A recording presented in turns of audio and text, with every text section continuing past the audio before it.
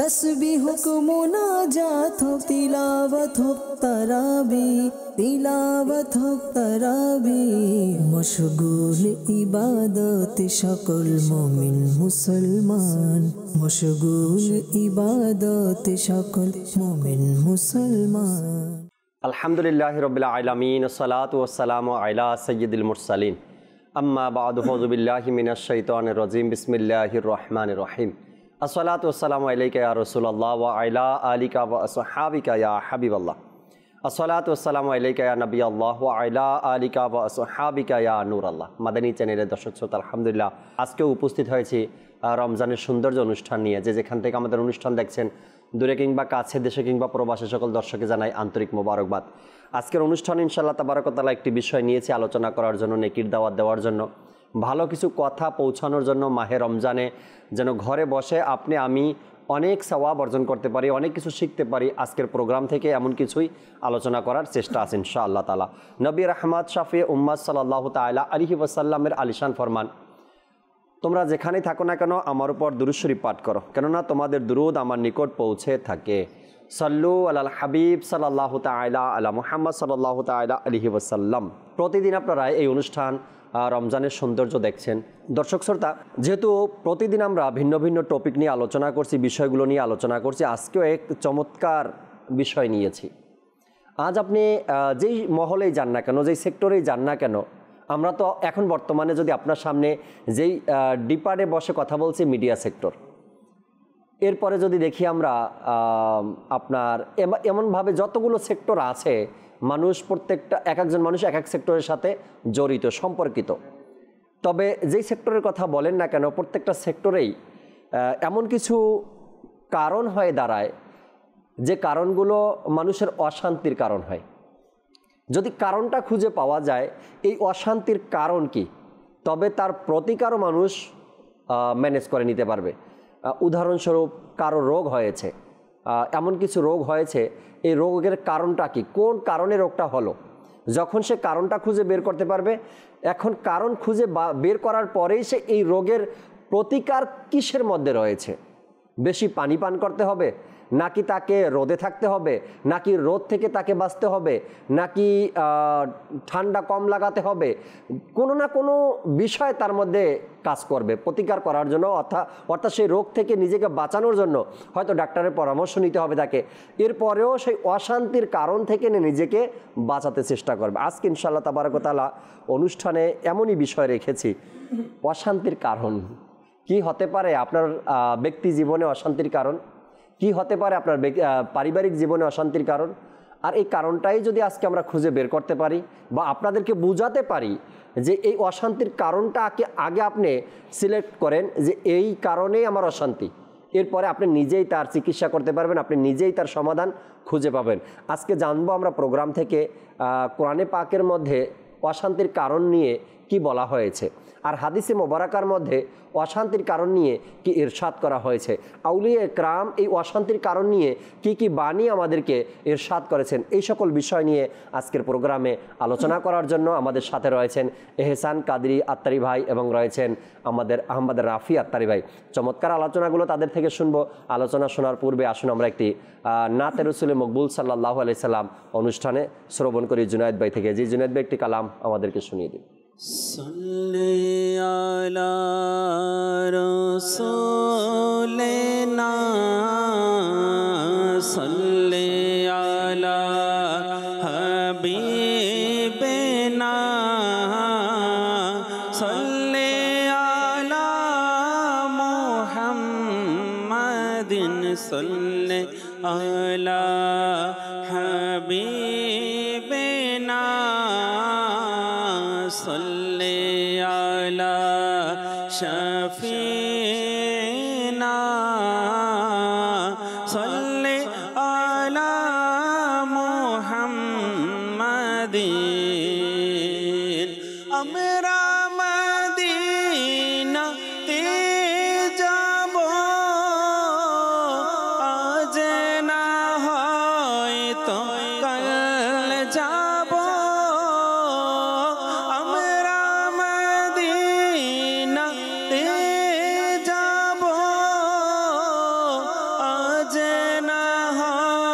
হয়তো কাল যাব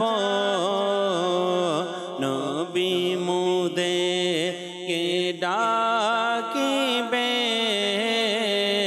নবী মোদেরকে ডাকিবে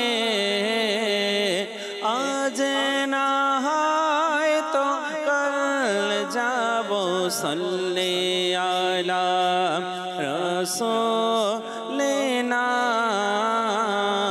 সাল্লি আলা হাবিবিনা সাল্লি আলা মুহাম্মাদিন আমিও যাব একদিন সোনার মদিনা আমিও যাব একদিন সোনার মদিনা পূরণ হবে আমার মনের বাসনা দেখেব যখন আমি সোনার মদিনা দেখেব যখন আমি সোনার মদিনা দূর হবে তখন মনের যাতনা প্রিয় নবী কবে আমায় ডাকবে মদিনায় বলবো গিয়ে আমি মনের দুঃখ সেথায় আমার প্রিয় নবী কবে ডাকবে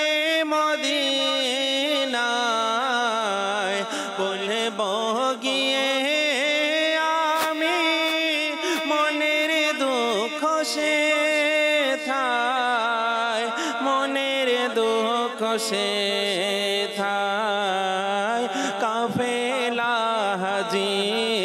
হাজিদের যখন দেখি আমি কাফেলা হাজিদের যখন দেখি আমি আমার মনে ইচ্ছে জাগে যেতে মদিনা আমিও যাব একদিন সোনার মদিনা পূরণ হবে আমার মনের বাসনা মদিনারি ধুলো বালি নুরানি নুরানি দেখলে হবে দূর মনের পেরেশানি মদিনারি ধুলো বালি নুরানি নুরানি দেখলে হবে দূর মনের পেরেশানি মনের পেরেশানি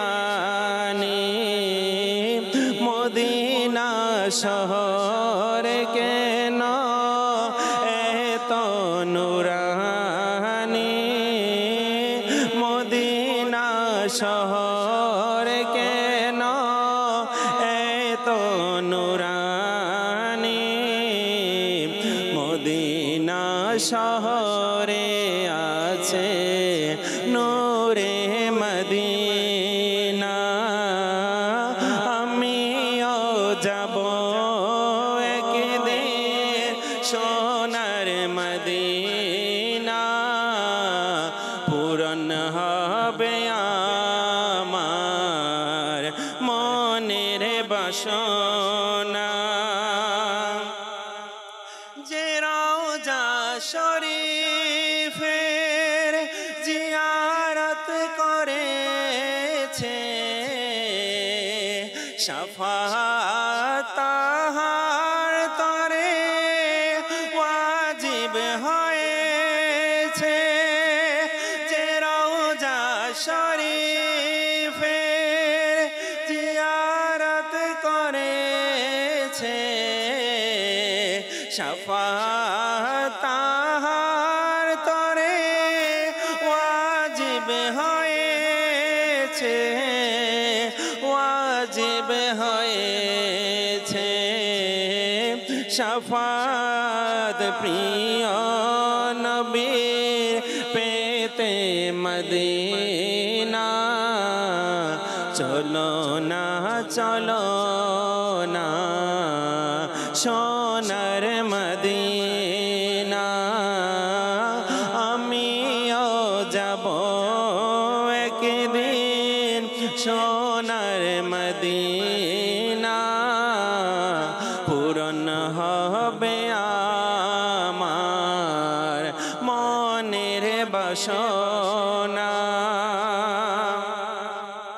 লন্ডন প্যারিসে যারা যেতে চায় পাবে না তো শান্তি কবু তারা সে থায় লন্ডন প্যারিসে যারা যেতে চায় পাবে না তো শান্তি কবু তারা সে থায় কবু তারা সে থায় যারা চায় পেতে মনে চির প্রশান্তি যারা চায় পেতে মনে চির প্রশান্তি তারা যেন দেখতে যায় সোনার মদিনা আমিও যাব একদিন সোনার মদিনা পূরণ হবে আমার মনের বাসনা আল্লাহ সুবহানাল্লাহ। আল্লাহ তাবারক ওয়া তাআলা এই মদিনার মধ্যে এমন প্রশান্তি রেখেছেন, যদি কেউ চির প্রশান্তি চায় কালামের মধ্যে পংক্তি সেজন্য মদিনায় চলে যায়। আজকের বিষয়েও আমরা রেখেছি অশান্তির কারণ। একদিকে হলো অশান্তি, আর একদিক যদি দেখি শান্তি। অশান্তি কোথায় আর শান্তি কোথায় আপনি যদি একটু মিলাতে চান না, আল্লাহ তাআলা আপনাকে বিবেক দিয়েছে, অতি তাড়াতাড়ি আপনি মিলাতে পারবেন। একদিকে অশান্তি আর একদিকে শান্তি। কোন দিকে গেলে আপনি শান্তি পাবেন, কোন দিকে গেলে আপনি অশান্তি পাবেন, আপনার বিবেক আপনাকে বলে দিবে কোন দিকে শান্তি রয়েছে। আল্লাহ তাআলার জিকির, আল্লাহ তাআলার ইবাদত, আল্লাহ তাআলার বাধ্যতামূলক যে কাজ রয়েছে, আল্লাহ তাআলা যে কাজ করলে খুশি হয় সেই কাজগুলো করা, আল্লাহর রসুলের সুন্নতের উপর আমল করা, ধর্মীয়ভাবে জীবনকে পরিচালনা করা, এর মধ্যে শান্তি রয়েছে। আজকে ইনশাআল্লাহ তাআলা সে অশান্তির কারণগুলো শুরু করতে চাই এহসান ভাই থেকে, এরপরে আহমদ রাফি ভাইয়ের কাছেও আসবেন ইনশাআল্লাহ তাবারক ওয়া তাআলা আজকের বিষয় নিয়ে আলোচনা শুনতে। জি এহসান ভাই, খুব সুন্দর একটি বিষয়। প্রতিটা মানুষই অশান্তির মধ্যে রয়েছে, নিজে মনে করে আমি নিজে মনে করে। জি, পূর্বের যুগের কথা বলি কিংবা বর্তমান যুগের কথা বলি, নিজ জায়গা থেকে আজকাল বর্তমান যুগে আমরা অনেকেই পেরেশানির মধ্যে জীবন অতিবাহিত করি। নিজ জায়গা থেকে আমরা কেউ হ্যাপি না, এটাই আমরা মনে করি। আর মূলত অশান্তির কারণে কিন্তু এইটা, এবং অশান্তির যেই মনের মধ্যে যে পেরেশানির, এটা জাকির ভাই এটার উৎস মনে করি আমি এটাই, যে আমি ভালো নেই আমার জায়গা থেকে। তো আসলে আমি মনে করি যে অশান্তির কারণ এটা অন্য কোথা থেকে নয়, এটা শুধুমাত্র আমার অন্তর থেকেই সর্বপ্রথম বের হয়। আমার এই হার্ট, হৃদয়, কল্ব যাই বলি না কেন, এইখান থেকেই শুরু হয় যে আমি অশান্তিতে রয়েছি নাকি আমি শান্তির মধ্যে রয়েছি। আমার প্রশান্তি, আমার অশান্তি সব কিছু কিন্তু ডিপেন্ড করে আমার নিজের উপর। রাইট।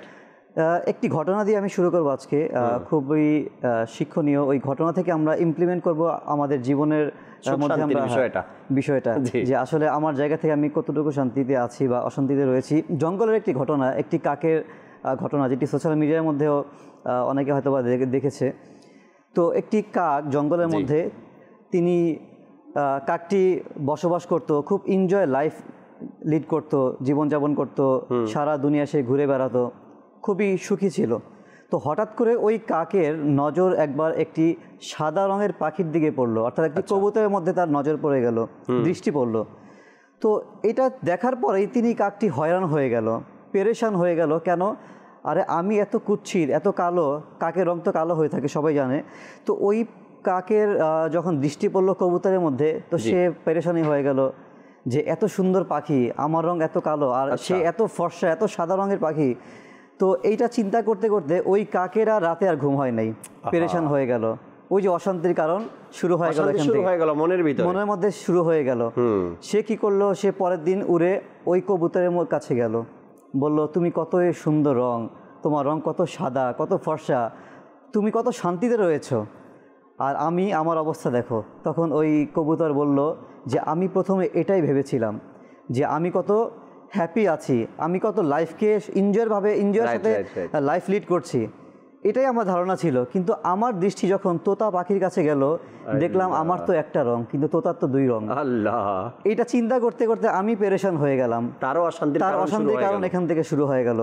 তো এই কথা শুনে কাক কবুতরকে ফেলে তোতার নিকট চলে গেল, কাছে গিয়ে বলল যে তুমি কত সুখী রয়েছো, কত হ্যাপি তুমি, যে তোমার দুইটি রং আর আমার রং তো একটি, আর কালো রং রয়েছে। তোতাও একই উত্তর দিল যে আমি তো প্রথমে এটাই ভেবেছিলাম যে আমি কত হ্যাপি, আমার মতো সুখী পাখি আর কেউ নেই। কিন্তু যখন আমার রং একটি ময়ূরের দিকে গেল, দৃষ্টি যখন গেল, তখন আমি চিন্তা করলাম যে আমি তো নিজের অবস্থান থেকে অনেক দুঃখী রয়েছি, আমার তো মাত্র দুইটি রং, কিন্তু এই ময়ূরের তো অসংখ্য রং রয়েছে, কত সুন্দর স্ট্রাকচার। এই কথা যখন সে কাক জানতে পারলো, তখন সে উড়ে উড়ে চলে গেল ময়ূরের কাছে। যখন গেল, তখন দেখলো যে ময়ূরের কাছে যাওয়ার জন্য সিরিয়াল লেগে গেল, অর্থাৎ ময়ূরকে খাঁচার মধ্যে বন্দি দেখলো, চিড়িয়াখানার মধ্যে, এবং প্রতিটা মানুষ দলে দলে ময়ূরকে দেখতে গেল।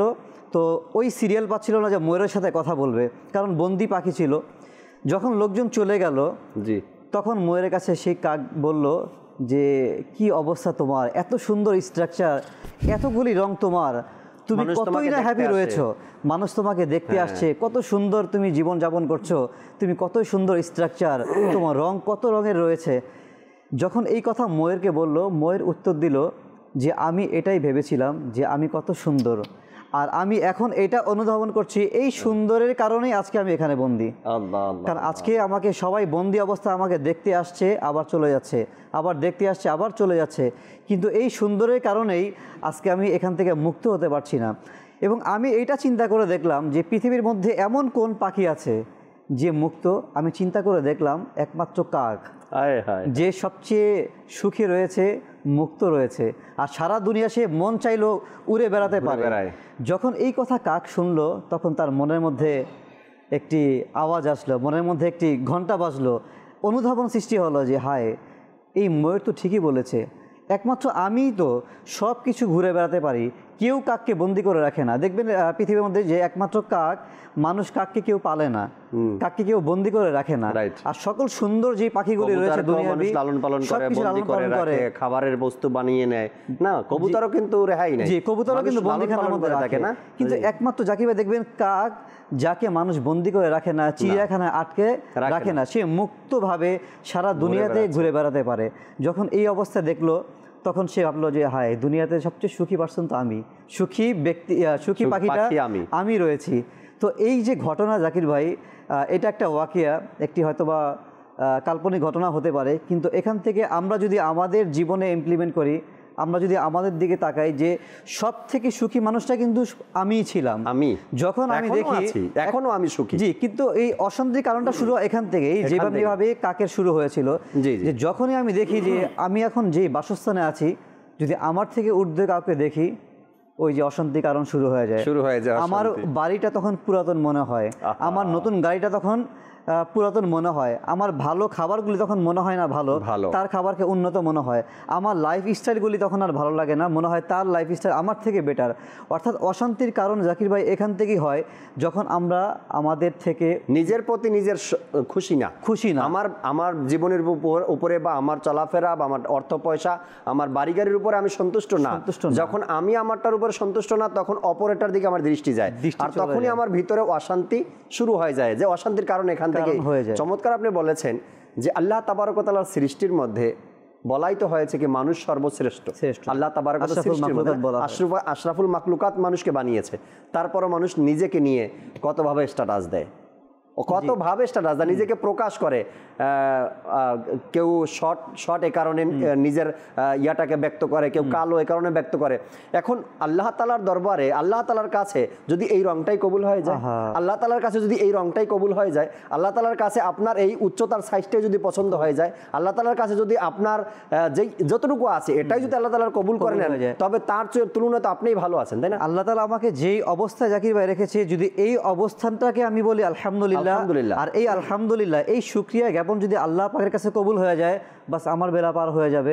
কিন্তু মূলত আমরা আসলে অশান্তির কারণ হয় এই কারণে যে আজকে আমি নিজের জায়গা থেকে মনে করছি আমি হ্যাপি না, আনহ্যাপি পারসন। রাইট, আজকে সবাই এটাই মনে করছি, কারণ আমাদের চোখ দৃষ্টি সবসময় উপর লেভেলে চলে যায়। হাদিসে পাকের মধ্যে কিন্তু আসে জাকির ভাই যে নবী পাক সাল্লাল্লাহু আলাইহি সাল্লাম ইরশাদ করেন যে অশান্তির কারণের বিষয়ে, যে যার সারাংশ হচ্ছে যে তোমরা সবসময় দুনিয়াবি কাজে তোমাদের নিচু অবস্থানকে দেখো, তোমার লেভেল থেকে নিচু যারা আছে এদেরকে দেখো। যদি তুমি বিল্ডিং এ বসবাস করো তবে খেরের ঘরে যারা আছে তাদেরকে দেখো, অবশ্যই তাদের জীবনটা কেমন। আজকে আমরা এটাই দেখি, আজকে আমরা যারা বর্তমান যুগে আছি, আমরা নিচের মানুষকে দেখলে কিন্তু আজকে আমরা যেই অবস্থানে আছি মনে হবে না আল্লাহ পাক আমাকে ভালো রেখেছে। আজকে আমরা দেখি আমাদের এক আত্মীয় কেউ হয়তো বা অনেক ভালো দেশে চলে গেছে, বিদেশে চলে গেছে, ভালোভাবে টাকা পয়সা পাঠাচ্ছে, এই যে আমাদের অবস্থান খারাপ, যে আমার ছেলে তো বিদেশ না, আমার ছেলে তো আজকে ইনকাম কম, এই যে অশান্তির কারণ সৃষ্টি হয়ে গেছে। সে তো ভালো একটা বাড়ি করে ফেলছে, আজকে আমি এখনও ভাড়া থাকছি, আমার বাড়ি নেই, এই যে অশান্তির কারণ।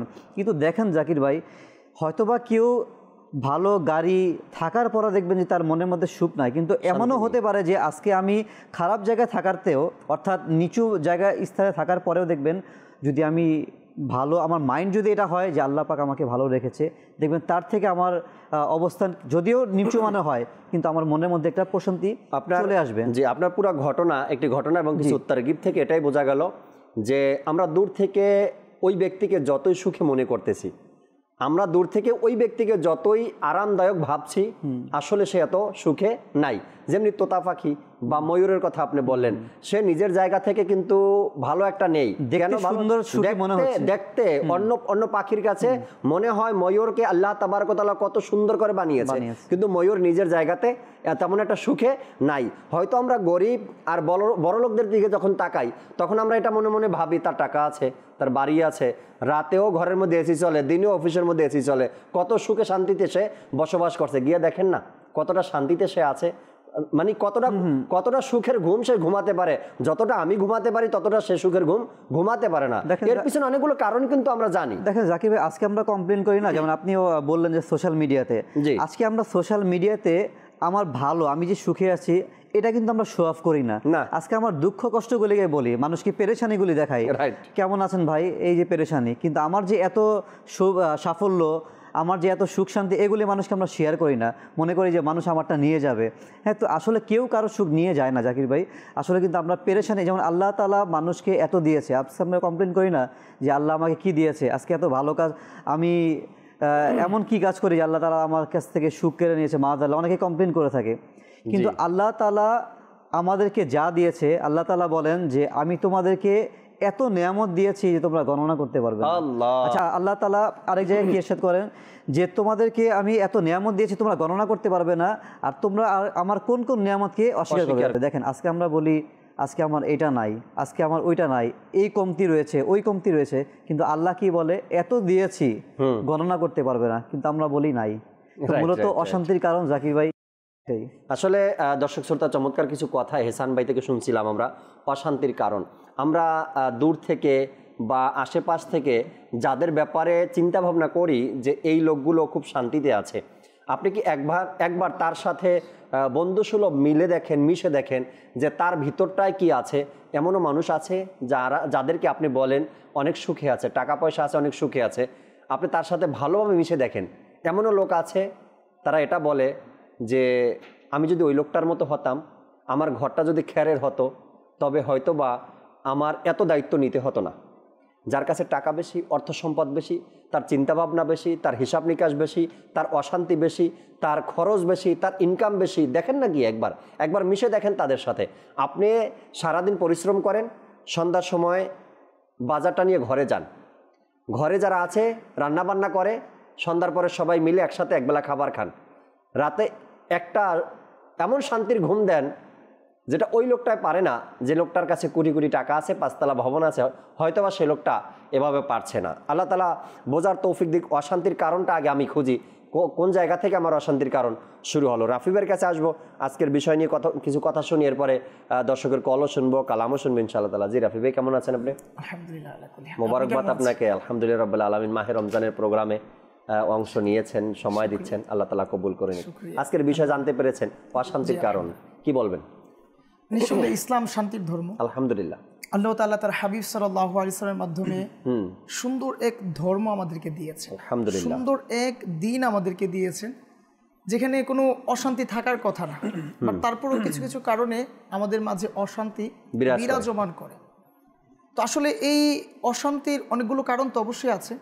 আল্লাহ সুবহানাহু ওয়া তাআলা তার সর্বশেষ নবী সাল্লাল্লাহু আলাইহি ওয়াসাল্লামের মাধ্যমে যেই সর্বশ্রেষ্ঠ গ্রন্থ আমাদেরকে দান করেছেন উপহার স্বরূপ, ওই গ্রন্থে আল্লাহ সুবহানাহু ওয়া তাআলা এই ব্যাপারে আমাদেরকে তাগিদ দিয়েছেন। জি, আমরা যেন অশান্তি সৃষ্টি না করি, অশান্তির ধারে কাছে যেন না যাই, অর্থাৎ এই পৃথিবীটাতে যেন আমরা শান্তি শৃঙ্খলা বজায় রেখে বসবাস করতে পারি, তার হুকুমগুলোকে মান্য করতে পারি। তো এই অশান্তির অনেকগুলো কারণ রয়েছে। এর মধ্যে প্রধান যে কারণ, অন্যতম যে কারণ, সেটা হচ্ছে আল্লাহ তাআলার নাফরমানি করা। আল্লাহ তাআলার হুকুমের বাহিরে গিয়ে কিছু একটা করতে, অর্থাৎ আল্লাহ তাআলার অবাধ্যতা হওয়া। তো এছাড়াও আরো অনেকগুলো বিষয় আছে, যেমন মিথ্যা, গীবত, চুগলখড়ি, ওয়াদা খেলাফি, বিভিন্ন ধরনের ঝগড়া ফ্যাসাদ ইত্যাদি ইত্যাদি। তো আল্লাহ সুবহানাহু ওয়া তাআলা কুরআনুল কারীম ফুরকানুল হামিদের সূরা বাকারার আয়াত নম্বর 205 এইভাবে ইরশাদ করেন, এবং যখন সে পৃষ্ঠ ফেরায় তখন পৃথিবীতে ফ্যাসাদ ছড়িয়ে বেড়ায় এবং শস্যক্ষেত্র প্রাণসমূহ বিনষ্ট করে, এবং আল্লাহ তাআলা এই অশান্তি যারা দেয় ফাসাদকারীদেরকে পছন্দ করেন না। আল্লাহ তাআলা এই অশান্তিগুলোকে কি করে না, অশান্তি যারা ছড়িয়ে দেয় তাদেরকে আল্লাহ পছন্দ করেন না, বা এর প্রতি সন্তুষ্ট নয়। এখন যদি আমি আপনি মাআদাল্লাহ এরকম অবাধ্যমূলক কাজ করে বেড়াই, আল্লাহ তাআলার নাফরমানি মাআদাল্লাহ যদি করি, তবে আমার মধ্যে শান্তি কিভাবে বিরাজমান করে? তো এই অশান্তির যে কারণগুলো রয়েছে, প্রধান কিছু কারণ যেটা আমি আরজ করলাম, নামাজ নাফরমানি করা, নামাজ না আদায় করা, মিথ্যা, গীবত, চুগলখড়ি, অন্যের হক এর খেয়ানত করা ইত্যাদি ইত্যাদি। আজকে এই যে পবিত্র রমজান মাস আমাদের মাঝে আগমন করেছে, কত সুন্দর মেহমান হয়ে এসেছে। এই মেহমান আমাকে আপনাকে পুত পবিত্র করবে, অথচ এই পুত পবিত্রের যে এক একটি মুহূর্ত আছে, এগুলোতে আমি আপনি অচেতন হয়ে আছি, বেখেয়ালিভাবে আমার আপনার সময়কে অতিবাহিত করছি, যার ফলে মাআদাল্লাহ নিজের অজান্তেই আমি কি অশান্তির দিকে ধাবিত হচ্ছি। নিজের অজান্তেই আমি রোজা রেখে এত বড় ইবাদত করে সারাদিন না খেয়ে কষ্ট করে মাআদাল্লাহ অপরের গীবত করছি। তো আল্লাহর নবী রাসূল আরবি সাল্লাল্লাহু আলাইহি ওয়াসাল্লাম একদা সাহাবায়ে কেরাম আলাইহিম রিদওয়ানগণের সাথে কথোপকথনে নিমজ্জিত ছিলেন। তো একদা আল্লাহর নবী রাসূল আরবি সাল্লাল্লাহু আলাইহি ওয়াসাল্লাম এইভাবে ইরশাদ করলেন সাহাবীদেরকে উদ্দেশ্য করে, যে তোমাদের মধ্যে নিঃস্বকে, গরিবকে, এইভাবে আর কি উনি ইরশাদ করলেন। তখন সাহাবায়ে কেরাম আলাইহিম রিদওয়ানগণ এভাবে আরজ করতে লাগলেন, ইয়া রাসূলুল্লাহ সাল্লাল্লাহু আলাইহি ওয়াসাল্লাম, আমাদের মধ্যে তো সেই নিঃস্ব, সেই গরিব, সেই দরিদ্র, যার অর্থ সম্পদ নেই, টাকা পয়সা নেই, দিরহাম দিনার নেই, প্রপার্টি নেই ইত্যাদি ইত্যাদি। পরবর্তী সময় আল্লাহ নবী রাসূল সাল্লাল্লাহু আলাইহি ওয়াসাল্লাম ইরশাদ করলেন, না না, তারা নিঃস্ব নয়, তারা গরিব নয়, গরিব হচ্ছে তারা যারা কাল কিয়ামতের মাঠে তারা জাকাত, নামাজ, রোজা, বিভিন্ন ইবাদত নিয়ে আসবে, আমল নিয়ে আসবে, কিন্তু তাদের ওই আমলগুলো মিথ্যা কথা বলার কারণে, মাআযাল্লাহ, গীবত করার কারণে, ঝগড়া ফ্যাসাদ করার কারণে, বিভিন্নভাবে এই পৃথিবীতে অশান্তি তৈরি করার কারণে তারা কি হয়ে যাবে? ওই ইবাদত থেকে, ওই আমল থেকে বঞ্চিত হয়ে যাবে, ওই পুরস্কার থেকে বঞ্চিত হয়ে যাবে। মূলত তারাই নিঃস্ব, তারাই দরিদ্র। এখন আমাকে যদি কেউ বলে দেয় যে আপনি যে জব করতেছেন মাস শেষে আপনাকে স্যালারি দেওয়া হবে না, তবে কি আমার মাঝে শান্তি বিরাজমান করবে? আমি তো উঠতে বসতে চিন্তা করবো, হ্যাঁ হ্যাঁ আমি কোথায় আছি, আমার বস হয়তো আমার প্রতি নারাজ, আমি হয়তো কাজ ঠিকঠাক মতো করতে পারি না, দ্যাটস ওয়াই আমার স্যালারি হয়তো মিলবে না। এখন তো আমি পুরো পেরেশানিতে আছি, আমি পুরো দিন এইভাবে প্ল্যানিং করি যে আমি কিভাবে আমার আরেকটা জব ভালো করে ক্রিয়েট করতে পারি, ভালো একটা জায়গায় আমি প্রস্থান করতে পারি। তো এইভাবে যেমন আমার দিলের মধ্যে একটা অশান্তি বিরাজমান করে, যখনই আমি নিজের অজান্তে আল্লাহ তাআলার মাআযাল্লাহ নাফরমানি করব, তার ইবাদত থেকে দূরে থাকব, তখন অটোমেটিক্যালি আমার মাঝে অশান্তির এক ঢেউ, বাজে বাতাস হয়তো প্রভাব হতে থাকবে। অশান্তিটা শুরু তো হয় অন্তর থেকে। এখানে জাকির ভাই আমি অ্যাড করব আমাদের আহমদ রাফির ভাইয়ের সাথে, যে এক্ষেত্রেও দেখবেন যে যারা জব করে অফিসে, তো আমার যে পজিশন আছে, আমার ওই পজিশনে যে স্যালারি, আমি এটাতে হ্যাপি আছি, কিন্তু যখন দেখি যে সেম পজিশনে আরেকজন নিয়োগ হলো, তার স্যালারি আমার থেকে একটু বেশি, দেখেন এতদিন কিন্তু সেম স্যালারি ছিল আমার, আমি এতে হ্যাপি ছিলাম, কিন্তু যখনই দেখি এই পজিশনে আরেকজন আসলো, অশান্তির কারণ কিন্তু সৃষ্টি হয়, আমার ভিতরে, আমার মধ্যে কিন্তু হয়ে গেল। আশেপাশে কারো অশান্তি না, আশেপাশে কারো অশান্তি হচ্ছে না। আমি যখন জানতে পারলাম যে আমারই সেম জায়গা তার একজন চলে আসছে, অথবা আমার চেয়ে তার কোয়ালিটি কম বা সার্টিফিকেট দুর্বল, যখন দেখি তার স্যালারি একটু বেশি, তখন অশান্তি আমার কারণে জানি শুরু হয়ে যায়। তো এই অশান্তি কি আমি নিজে ডাইকে আনছি না? এই অশান্তি তো এভাবে আসে নাই, আমি নিজে নিজে ডাইকে আনছি। তার পজিশন, তার স্যালারি যতই হোক না কেন, আমি কিন্তু আগের জায়গায় আছি কিন্তু জাকির ভাই, তাই না? কিন্তু আমার কিন্তু সুখ কিন্তু সে কেড়ে নেয় নাই, বা আমার স্যালারি কিন্তু তার কাছে যাচ্ছেও না, কিন্তু মূলত মাইন্ড, আসলে আমরা আমাদের মানসিকতার কারণে কিন্তু আজকে অশান্তির শিকার হয়ে যাচ্ছি। মনের মধ্যে একটা পেরেশানি, একটা যন্ত্রণা, হ্যাঁ, হাই হুতাশ করা, এটা যাচ্ছে মাইন্ডের বিষয়। তো আমরা আসলে নিজ জায়গা থেকে জাকির ভাই হ্যাপি না, এটা মনে করি। এই কারণে অশান্তি। হ্যাপি কখন হব জানেন?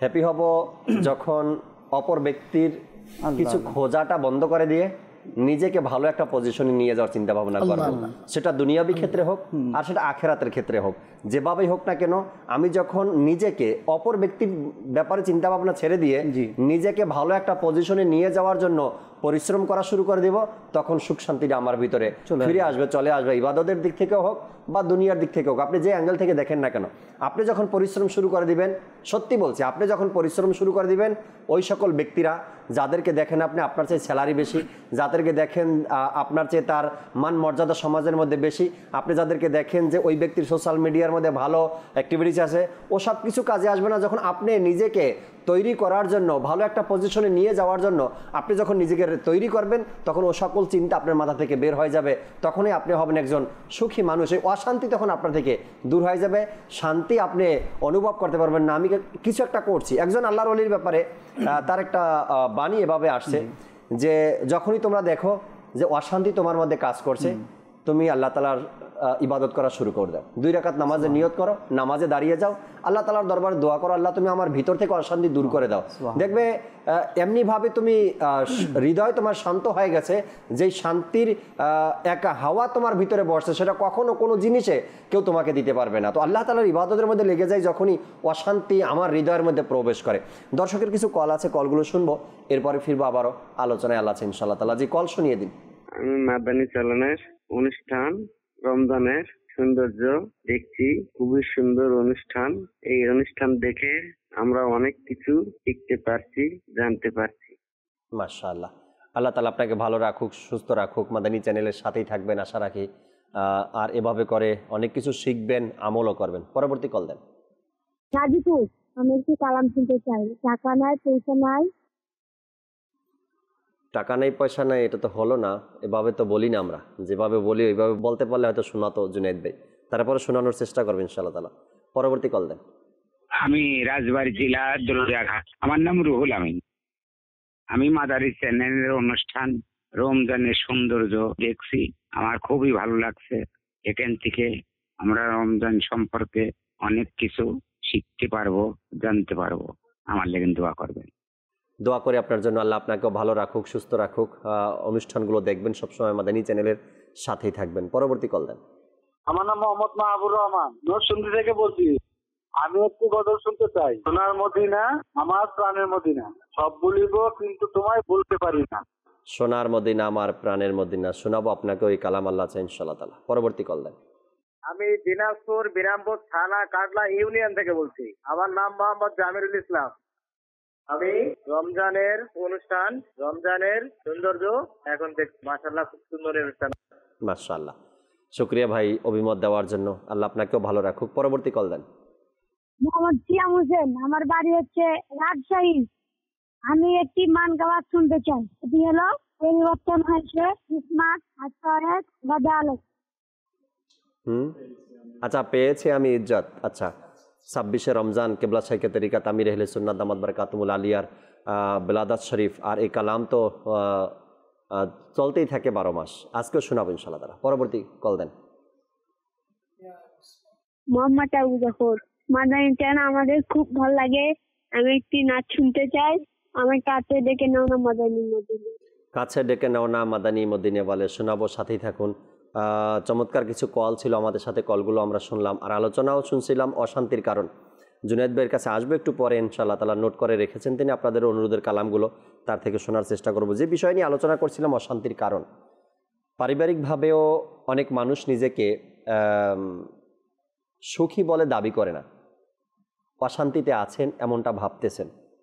আবার অনেক মানুষ আল্লাহ তাআলার পানা এমনও আছে, যদি একটু কোনো রকম প্রবলেম হয়ে যায় পারিবারিকভাবে, তো মনে করে আমি যদি এখান থেকে রেহাই পেতে চাই, তবে আমার এই পারিবারিক যে একটা সম্পর্ক আছে এটাকে ছিন্ন করে নতুনভাবে আমি সংসার করতে চাই। কি বলতে চাই বুঝে গেছেন আপনারা? তো মনে করে যদি আমি নতুন করে সংসার করতে চাই, নতুন করে কিছু করি, হয়তোবা শান্তি ফিরে আসবে। আমার জীবনে হেসান ভাই, আমি এ পর্যন্ত কত মানুষকেই পরামর্শ দিয়েছি শুধু আল্লাহ তাআলার জন্য। আমি অনেকেই আসে বা অনেক কথা আপনাদের কাছেও আসে যে আমি অনেক অশান্তিতে আছি, আমি চাচ্ছি পরিবর্তন হওয়ার জন্য, অর্থাৎ সংসারটাকে বাস এলোমেলো করে দিয়ে আবার নতুন করে আমি সংসারকে গোছাতে চাই, সাজাতে চাই। আমার এমনি 2-3 মাস আগেও একজনের একটা আসছিল এরকমের। আমি তাকে পরামর্শ দিলাম, ছেলের বাবাকে পরামর্শ দিচ্ছি যে আপনি মনে করতেছেন এখন আপনার ছেলে বা আপনারা কেউ শান্তিতে নেই, আপনি কি এটা লিখিত দিতে পারবেন? এরপরেও তো আপনার ছেলেকে বিয়ে করাবেন আপনি, যে সে যাকে বিয়ে করে নতুন করে নিয়ে আসবে, ওই মেয়ে বা ওই মহিলা বা যেই আসুক না কেন, সে আপনার ঘরকে পুরো আলোকিত করে দিবে, আর এই সকল অশান্তি দূর হয়ে যাবে, এটা লিখিত দিতে পারবেন? এমনও তো হতে পারে এখন যা আছে তার চেয়েও আরো অশান্তি ডাবল হয়ে যেতে পারে। তো কেন এটা করতেছেন? যে আসছে ঘরে তাকে কি শান্তির নীড় দিতে পারেন না আপনারা? তার জন্য কি ভালো কিছু ব্যবস্থা করতে পারেন না আপনারা? কেন এটাকে বিদায় করে দিয়ে নতুন কাউকে নিয়ে আবার আপনারা চাচ্ছেন হ্যাঁ এর চাইতে শান্তিতে থাকতে পারবো? নাও হতে পারে, তাই না?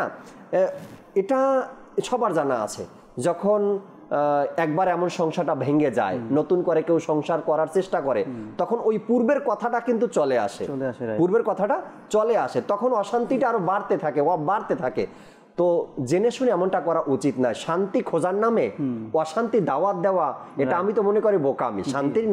শান্তি খোঁজার নামে অশান্তিকে দাওয়াত দিয়ে নিয়ে আসা ঘরে, তাই না? এমনটাই, তাই না হাসান ভাই?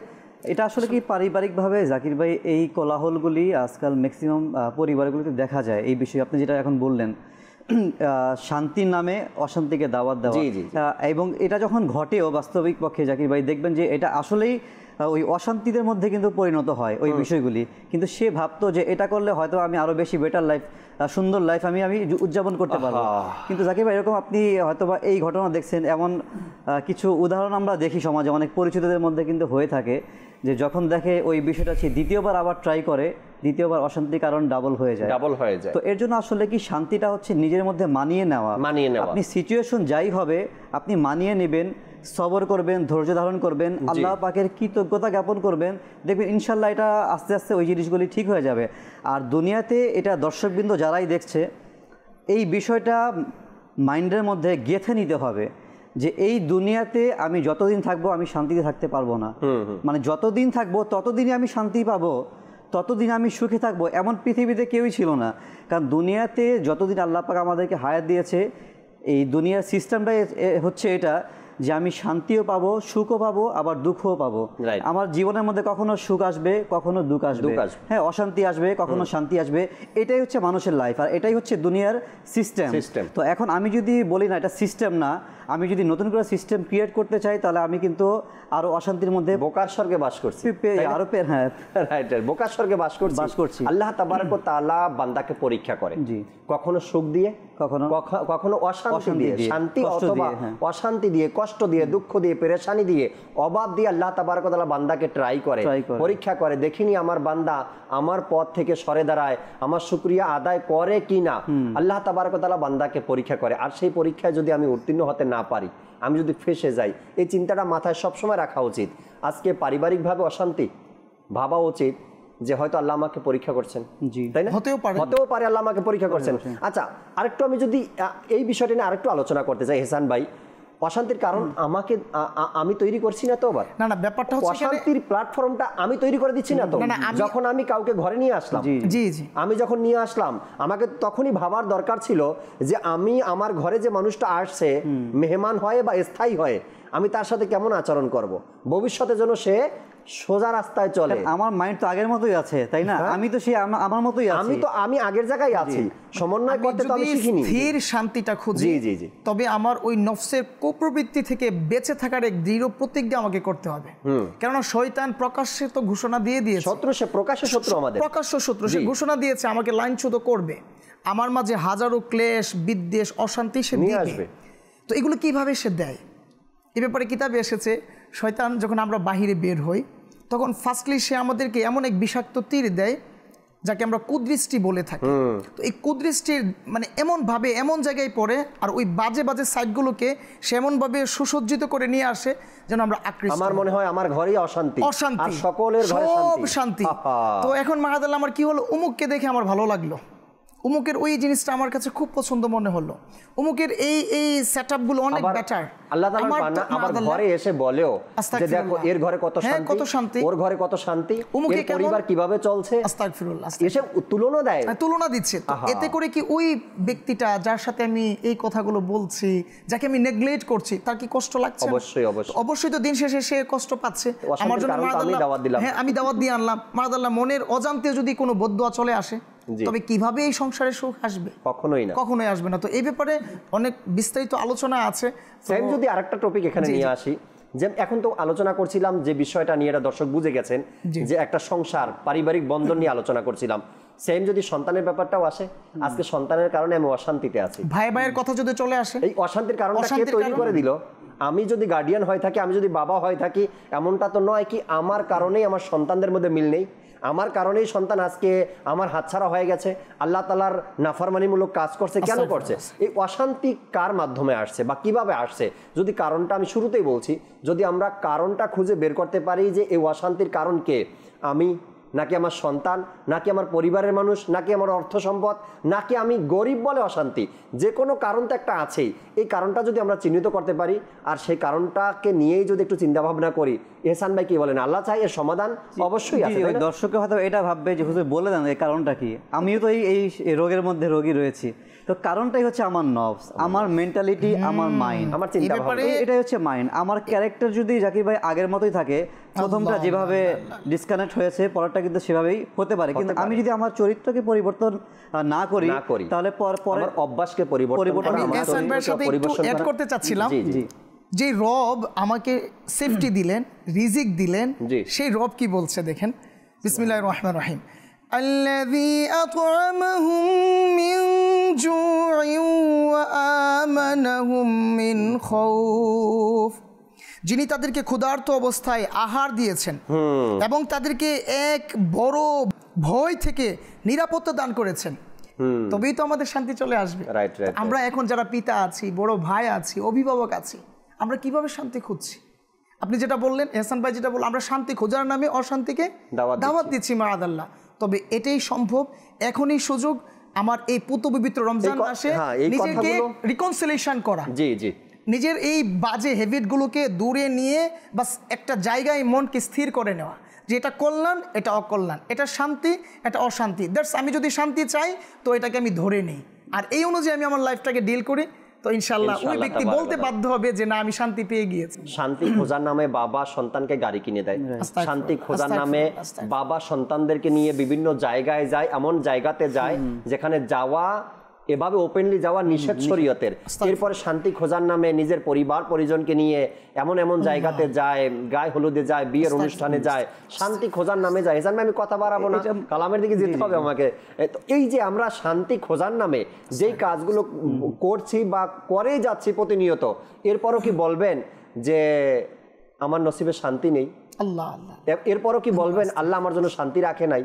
এরপরও কি বলবেন হয়তো মরার আগ পর্যন্ত কখনো শান্তিই পাবো না?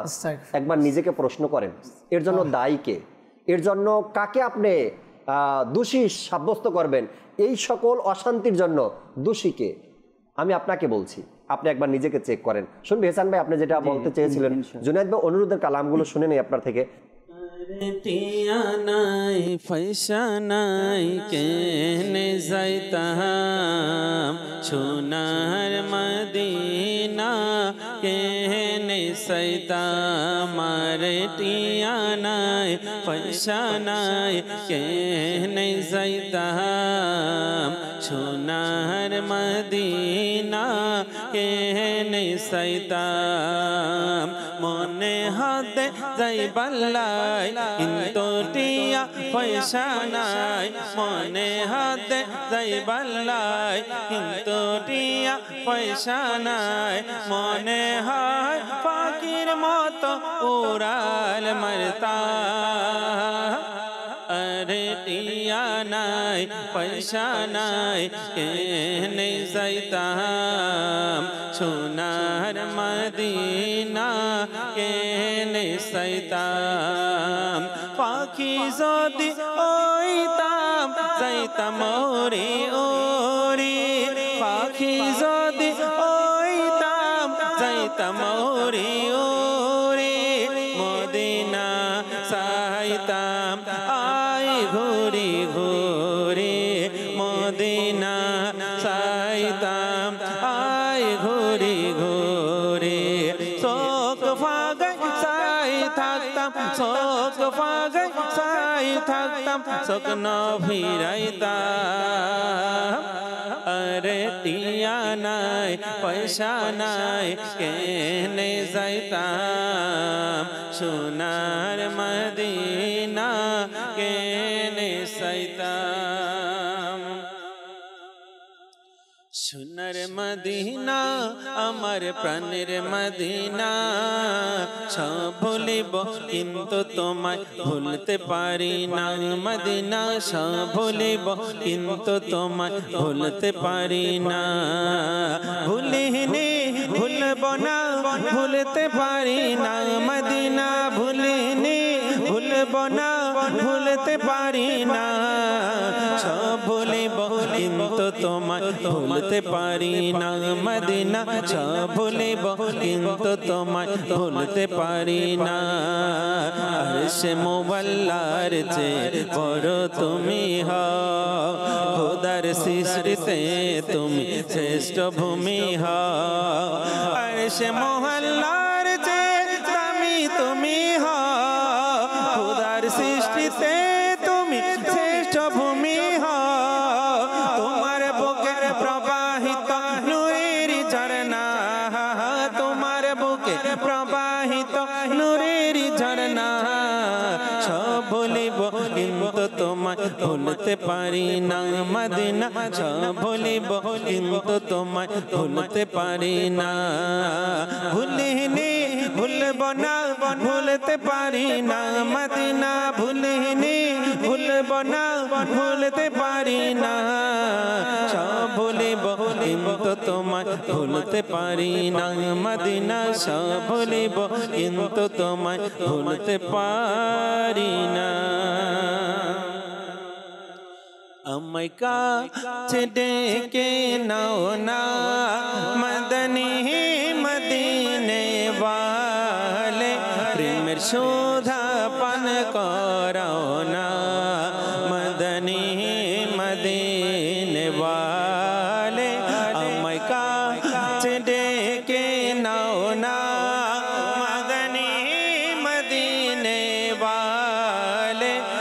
প্রেমের শোধা পান করোনা মদনী মদিনে ওয়ালে যখন হবে তোমার দিদার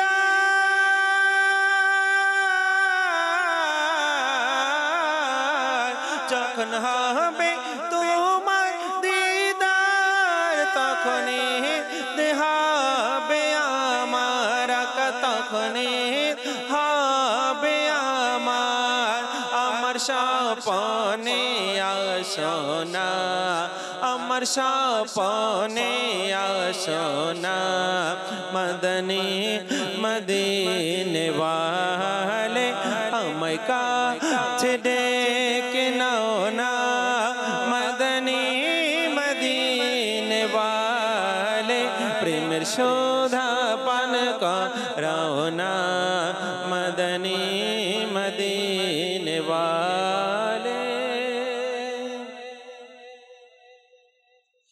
পেয়েছি আমি ইজ্জত আত্মারের বদৌলত পরিবর্তন হয়েছে কিসমত আত্মারের বদৌলত পেয়েছি আমি ইজ্জত আত্মারের বদৌলত পরিবর্তন হয়েছে কিসমত আত্মারের বদৌলত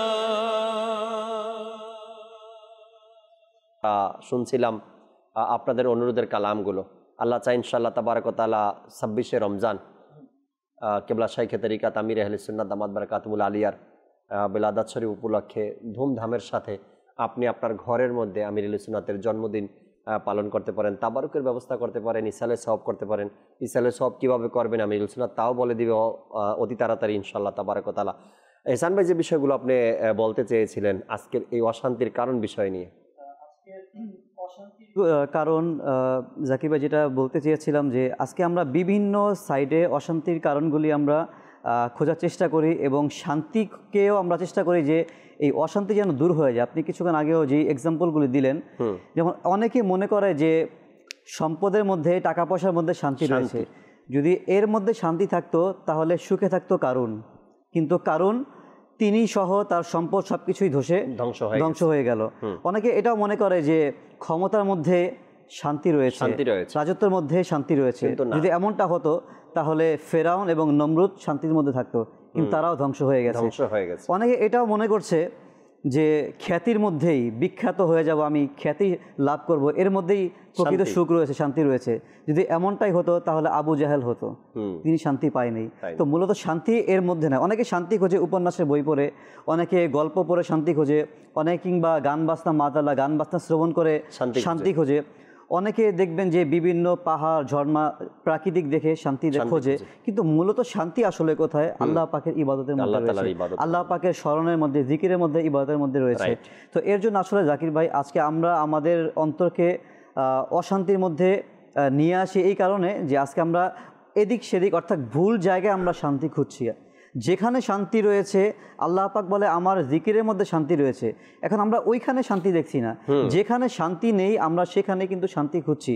আজকে আমরা যেই ইয়েগুলি দেখলাম যে বিভিন্ন জায়গায় যে মানুষ শান্তি খুঁজছে, ওই সব জায়গায় যে আসলে অশান্তি আরো আল্লাহ পাকের জন্য হয়তোবা নিজের মনকে সান্ত্বনা দিচ্ছি, কিন্তু স্থায়ী শান্তি নেই। আচ্ছা, এই সকল কাজগুলিতে জাকির ভাই যদিও আমি মেনে নিলাম আমি শান্তিতে আছি, অনেকে আছেও, যদিও আমি মনে করি যে এই দুনিয়াতে শান্তি পাবে, কিন্তু কবরের তো রয়েছে, আমার তো জায়গা আছে, আসল জায়গা কবর রয়েছে, আখিরাত তো রয়েছে। তো সেই জায়গায় তো আল্লাহ পাকের পানা।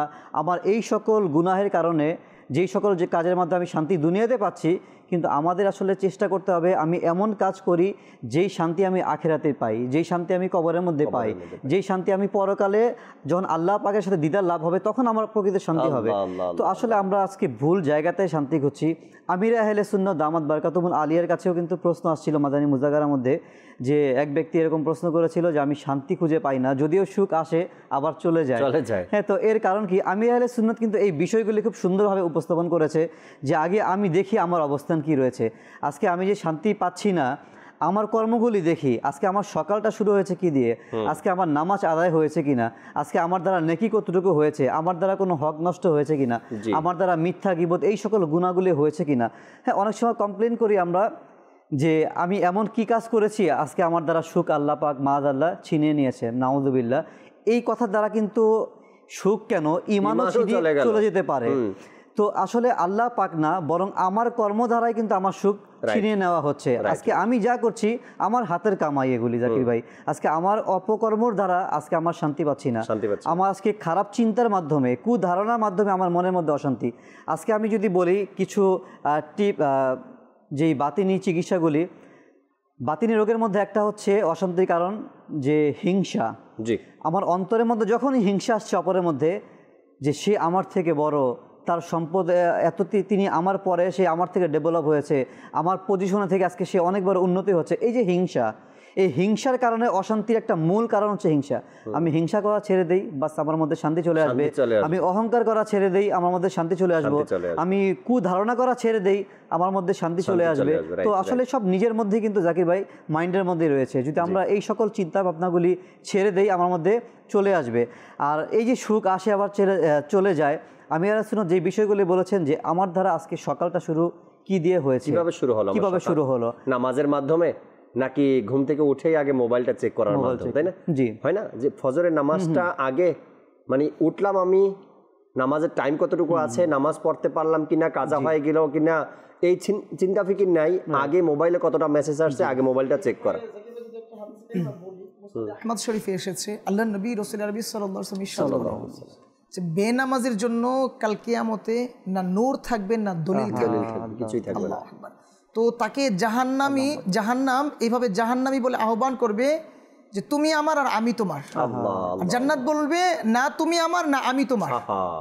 তো যদি কেউ এরকম রিয়েলাইজ করতে পারে যে কিয়ামতের ভয়াবহতার সময়, অন্ধকারাচ্ছন্ন পরিবেশের সময় আমার কাছে কোনো আলোই থাকবে না, নূরই থাকবে না, কোনো দলিলই থাকবে না, তো আমি ওই সময়টাতে যদি বাঁচতে চাই তবে আমার এখনই নামাজ প্রতিষ্ঠিত করতে হবে। আর যদি কেউ নামাজকে প্রতিষ্ঠিত করে নেয় তবে অটোমেটিক্যালি সে শান্তির দিকে চলে যাবে, শান্তি তার কাছে চলে আসবে। আল্লাহ আযজা ওয়া জাল্লার অসংখ্য রহমত নিয়ামত সে উপভোগ করতে থাকবে। অনেকে জাকির ভাই ইবাদত করার পরও শান্তি পাচ্ছে। হ্যাঁ, আচ্ছা, এর কারণ, এটার মধ্যে একটি কারণ হচ্ছে বেস্ট যে কারণটা উলামা ইকরাম লিখেন কিতাবের মধ্যে, যে হালাল রিজি, হালাল উপার্জন হচ্ছে ইবাদত কবুলের কিন্তু শর্ত। এবং যাদের পেটের মধ্যে হারাম লোকমা চলে যায় তারা ইবাদত করেও স্বাদ পায় না, দোয়া কবুল হয় না। এমনিভাবে ইব্রাহিম বিন আদহাম রহমতুল্লাহি তাআলা আলাইহির জীবনের মধ্যে এরকম আসছে, তার অসংখ্য জীবনগুলি পড়লে দেখবেন এই যে শান্তিগুলি ফিরে আসবে। যেমন একটি কারণ যে ইবাদতের মধ্যে স্বাদ আমরা কেন পাই না, অশান্তি লাগছে। আজকে রমজান মাস, আমি রোজা রাখছি কিন্তু রোজা রেখেও কেমন যেন ইবাদতের স্বাদ পাচ্ছি না। কুরআনে পাকের তেলাওয়াত পড়ছি কিন্তু স্বাদ আমি পাচ্ছি না। আমি তারাবির নামাজ পড়ছি, সেহরি ইফতার করছি, এই যে ইবাদত করছি রমজান মাসে, স্বাদ পাচ্ছি না। এখন আমি একটা কারণ খুঁজে বের করি, এর কারণ কি? অনেক সময় আমরা জানি না, আসলে জ্ঞান না থাকার কারণে আমরা আসলে কারণও জানি না যে কারণ কি, কারণ খুঁজতেও জানি না। ইব্রাহিম বিন আদহাম রহমতুল্লাহ একবার রাতের বেলা মসজিদের মধ্যে ইবাদত করছিল। তো ওই মসজিদের মধ্যে তারা দেওয়া ছিল, গেট লাগানো ছিল। হঠাৎ করে 40 জন ব্যক্তি ওই মসজিদের মধ্যে প্রবেশ করলো। এখন আশ্চর্যের বিষয় যে গেট লাগানো তারা কিভাবে আসলো, যাই হয়তো আল্লাহ তাআলার পক্ষ থেকে কোনো একটা মেসেজ, এটা হতে পারে। তো ওই 40 জন ব্যক্তির মধ্যে একজন ব্যক্তি উপস্থিত সবাইকে উদ্দেশ্য করে বলল যে আমাদের এই মসজিদের মধ্যে একজন ব্যক্তি আছে যে 40 দিন ধরে ইবাদত করে যাচ্ছে কিন্তু অন্তরে শান্তি পাচ্ছি না, ইবাদতের মজা সে টেস্ট পাচ্ছে না। আল্লাহ আল্লাহ আল্লাহ। তো এখন ইব্রাহিম বিন আদহাম রহমতুল্লাহ আলাইহি তিনি তো এই কথা যখন শুনলেন, সে তো ভাবলো আমি তো সেই ব্যক্তি যে 40 দিন ধরে আমি ইবাদত করছি, শান্তি পাচ্ছি না। তখন সে গেল, সেখানে যে বলল যে আপনারা কে? আপনি যেই ব্যক্তির কথা বলছেন আমি হচ্ছি সেই ব্যক্তি, আমি আজকে 40 দিন ধরে ইবাদত করছি কিন্তু সেই স্বাদ আমি পাচ্ছি না, কিন্তু এর কারণ আপনি বলুন, যেহেতু আপনি এটা বলতে পারছেন এর কারণ আপনি বলে দিন। তখন সে বলল যে কোনো একদিন তুমি যখন ক্রেতার কাছ থেকে খেজুর কিনছিলে, ওই খেজুরের মধ্যে একটি খেজুর নিচে পড়ে গেছিল, সেটাকে তুমি নিজের মনে করে তুলে নিয়েছিলে আর সেটা তুমি খেয়েছিলে, যার কারণে তুমি আজকে ইবাদতের স্বাদ তোমার কাছ থেকে ছিনিয়ে নেওয়া হয়েছে। তো ওই খেজুরটি যেটা নিচে পড়েছিল এটা তার ছিল না, এটা অপরের ছিল।